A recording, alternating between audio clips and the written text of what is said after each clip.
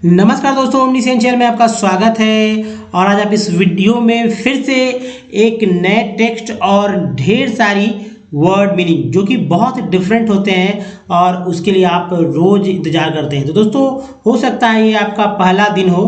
तो अगर पहला दिन है तो दोस्तों बहुत सारी बातें जो होगी कि इंग्लिश को कैसे पढ़ना है उससे रिलेटेड है। साथ ही दोस्तों इस वीडियो से 12 लेटर वाले वर्ड्स जो कि शुरू होंगे ओ से वो भी होगा। तो चलिए शुरू करते हैं। सबसे पहले देखिए वर्ड्स पे आते हैं कि वर्ड क्या है। यहाँ देखिए इंग्लिश वर्ड, यहाँ उसका उच्चारण लिखा हुआ है जबकि यहाँ पर हिंदी अर्थ लिखा गया है। पहला वर्ड है spell bound. Spell bound, spell bound का अर्थ है मंत्र मुग्ध। स्पेल बाउंड, स्पेल बाउंड का अर्थ है मंत्र मुग्ध, वशीभूत। क्या? मंत्र मुग्ध या वशीभूत, स्पेल बाउंड। दूसरा जो है दोस्तों वर्ड है सोलेस। सोलेस का अर्थ है आराम। हम लोग रेस्ट बोलते हैं ना, आराम, पीस ऐसे बोलते हैं, या चैन। चैन जिसको शांति बोलते हैं तो चैन हो गया। तो समझिए कि पीस रेस्ट के लिए एक वर्ड आया सोलेस, है ना, आराम, चैन। अब देखिए हैरी, हैरी पॉटर आपने देखा, वो नाम हैरी, वही नाम है हैरी। हैरी मीन्स होता सताना या लूटना। अब हैरी पॉटर नाम है, एक अलग नाम है, अलग अर्थ होगा, लेकिन हैरी का वर्ड अगर स्पेलिंग यही है तो जाहिर सी बात है हैरी मीन्स सताना, तंग करना, शरारत करना, ऐसा भी हो सकता है। तो लूटना भी, हैरी मीन्स लूटना। ये एक्शन वर्ड है, याद रखिएगा, क्रियाकार वर्ड। फिर परपेक्चुअल। परपेक्चुअल का अर्थ होता है नित्य, यानी कि जो फिक्स है ना, नित्य, लगातार, शाश्वत, शाश्वत। परपेक्चुअल, नित्य, शाश्वत। दोस्तों इन वर्ड्स को, जी हाँ, जो वर्ड्स आप देख रहे हैं इन वर्ड्स को आप इस तरह से याद करें ताकि आपके ये जीवन भर तक जो है याद रहें, दूसरे को भी बताएं।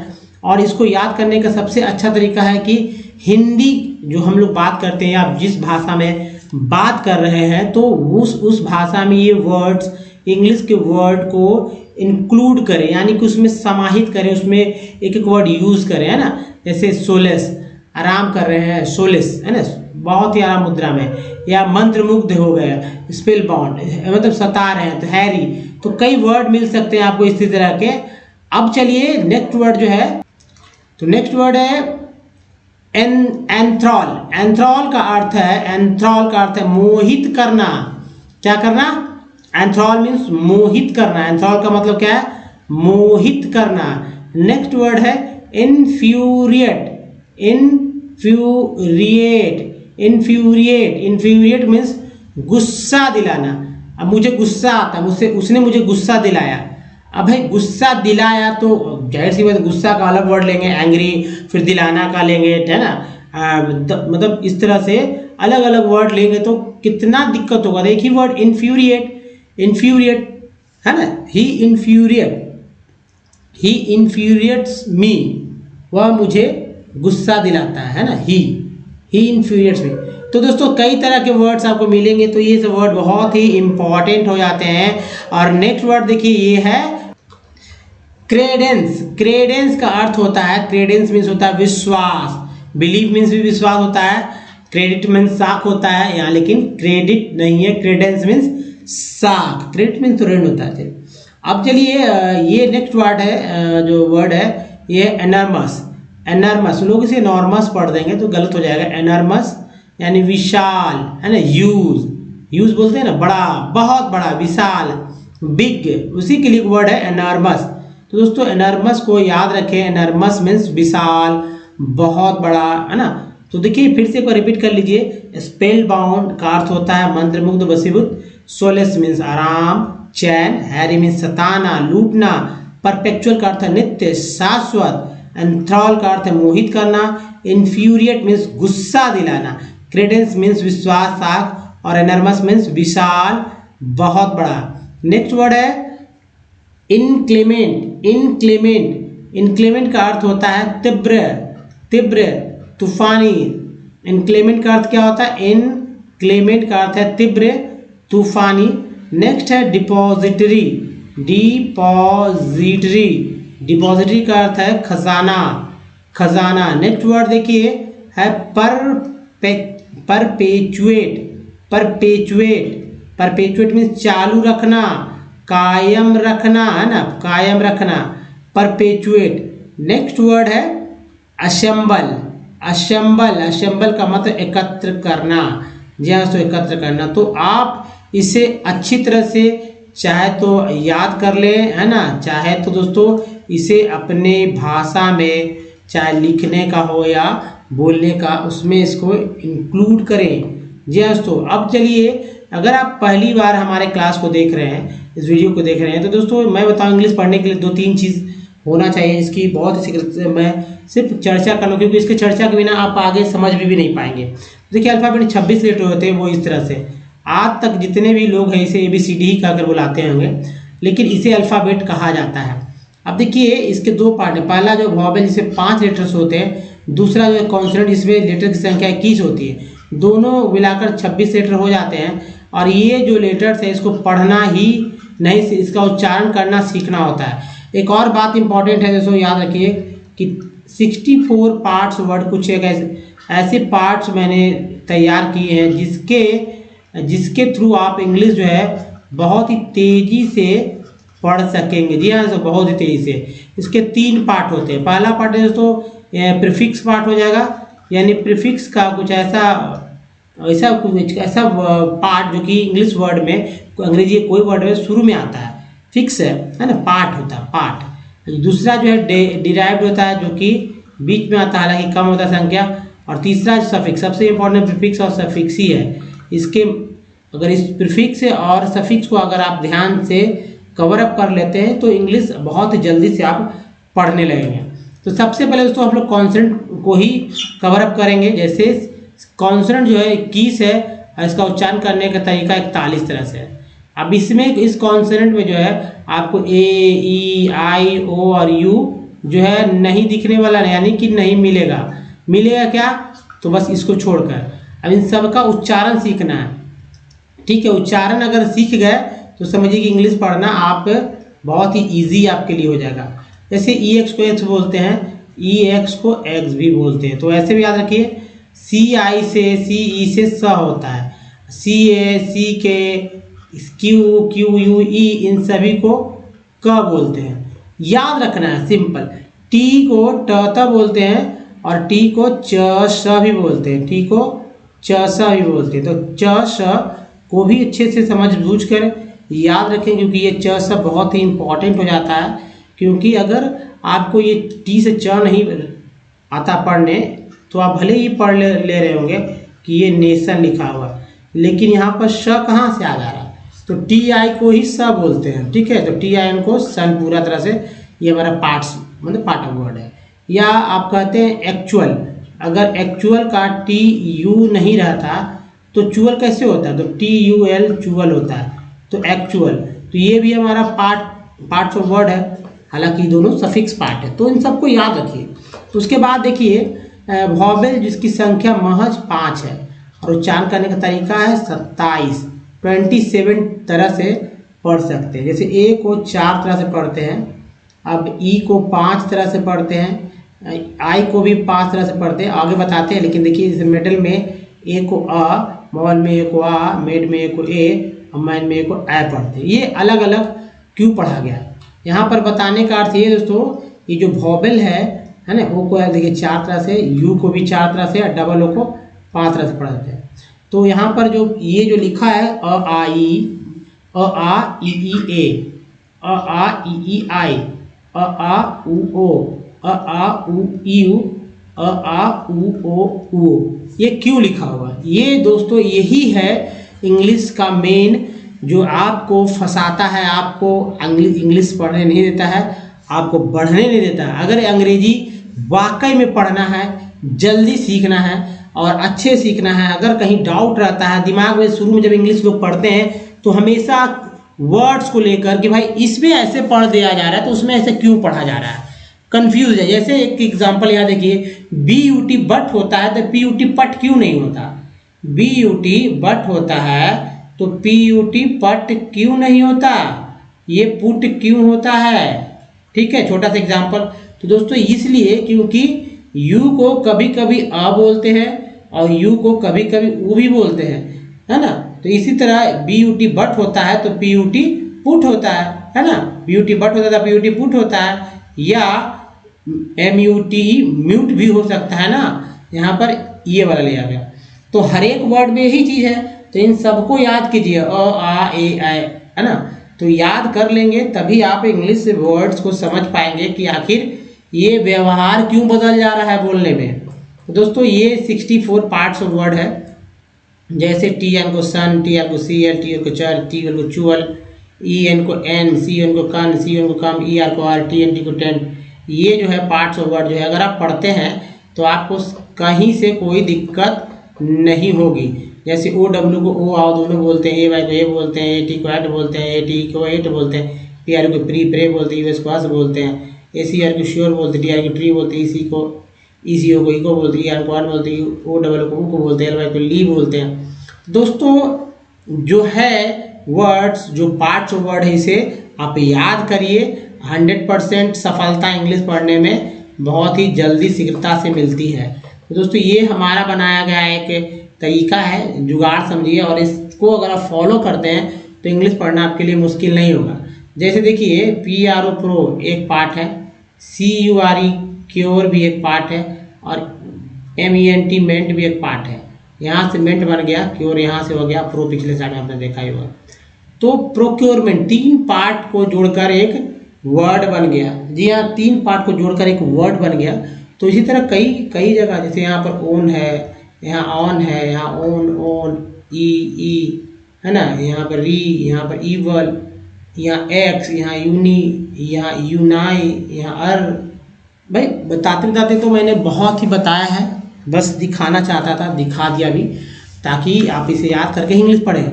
दोस्तों इसके बाद अगर हमारे वीडियो को खोजने में आपको दिक्कत होगी तो ओमनीसेंट इंग्लिश यूट्यूब में गूगल पे टाइप करिए या माइक पे बोलिए ओमनीसेंट इंग्लिश, सारे वीडियो के लिंक मिलेंगे दोस्तों।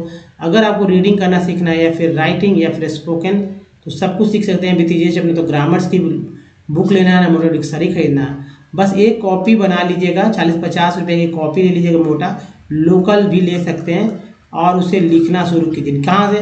नीचे डिस्क्रिप्शन खोलिए, वहाँ से आपको वीडियो के लिंक मिल जाएगा। बस लगातार देखते जाइए और समझ में आएगा क्या है। जितना लिखेंगे उतना ही आप सीखेंगे लिखना और बोलना। अब दोस्तों जिनको भी नहीं पढ़ने आता वो चाहते हैं कि अभी से पढ़ना सीखें, तो बस पढ़िए, बगल में है एक बार रिवीजन के लिए।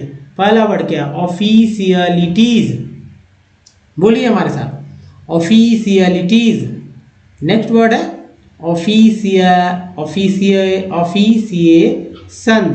ऑफिसिएशंस। नेक्स्ट वर्ड है ऑफिसनेसेस। नेक्स्ट वर्ड जो है ऑफ पुटिंगली। नेक्स्ट वर्ड है ऑफ स्कोरिंग्स। नेक्स्ट वर्ड ओहो या मैट्सुमी। नेक्स्ट वर्ड जो है ओल्ड फैशंड, ओलिजिनसली,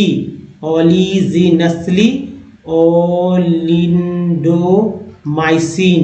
देखिए ओलिंडोमाइसिन, ओलियोग्राफीज। नेक्स्ट है ओलियोमार्गरीन। नेक्स्ट है ओलियोरेसिनस, ओल्फैक्टोमीटर, ओल्फैक्टोमेट्री, ऑल्फैक्ट्रॉनिक्स, है ना। थोड़ा धीरे धीरे पढ़ेंगे, अगर तेजी हो जा रही है तो आप वीडियो को स्लो करके भी देख सकते हैं। ऑलिगार्चिकल, ऑलिगोचेटस, ऑलिगोक्रोम्स, ऑलिगोडैक्टिली, ऑलिगोपेप्टाइड, ऑलिगोफैगीज, ऑलिगोफैगस, है ना। बस इसी तरह पढ़ते रहिए। आगे भी देखिए ऑलिगोपॉलिस्ट्स। तो ऑलिगो हमारा प्रीफिक्स पार्ट हो गया ना, बार बार आप ऑलिगो सुन भी रहे होंगे। यहाँ भी देखिए ऑलिगो। फिर देखिए ऑलिगोप्सोनीज। नेक्स्ट वर्ड है ऑलिगोएस्पर्मिया, ऑलिगोट्रॉफिक। नेक्स्ट वर्ड है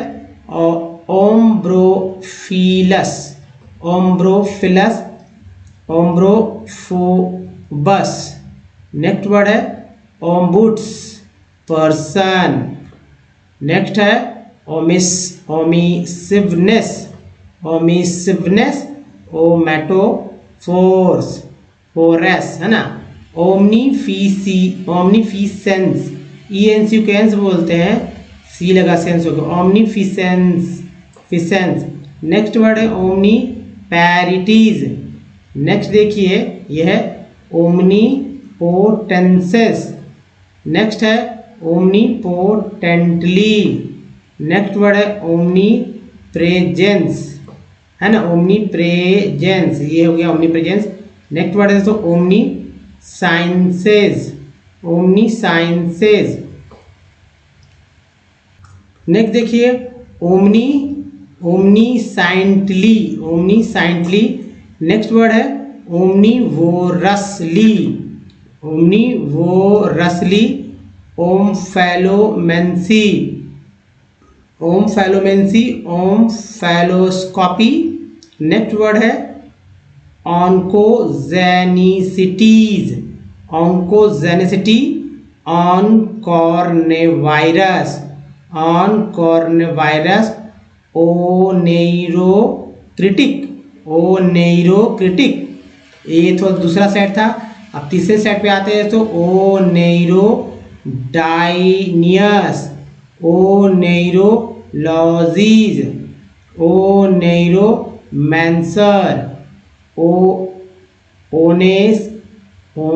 ओनेसाइडेडनेस, ओनेसाइडेडनेस। ओनोमैसियोलॉजी। थोड़ा सा टेढ़ा वर्ड है लेकिन जाहिर सी 12 लेटर्स में आ गए हैं वो वाले में, तो हो गई थोड़ा सा समस्या, लेकिन सीखते जाइए, रोज पढ़ते जाइए नए नए वर्ड्स। ओनोमैस्टिशियन, ओनोमैस्टिशियन। ओनोमैस्टिकन्स। नेक्स्ट है ओनोमैटोमेनिया, ओनोमैटोपिया है ना, ओनोमैटोपोइक। और है ओंटोथियोलॉजी, ओंटोथियोलॉजी। देखिए बहुत अच्छे से देखिए, ओंटोथियोलॉजी। ओनिकोफेजिया, ओनिकोफेजिया। ओनिकोफोरैन, ऊफोरेक्टोमी, ऊफोरिटिसिस। ओपेलसेंसेस, ओपेलसेंसेस ओपेलसेंटली। नेक्स्ट वर्ड है ओपेक नेसेस, ओपेइडोस्कोप, ओपेइडोस्कोप।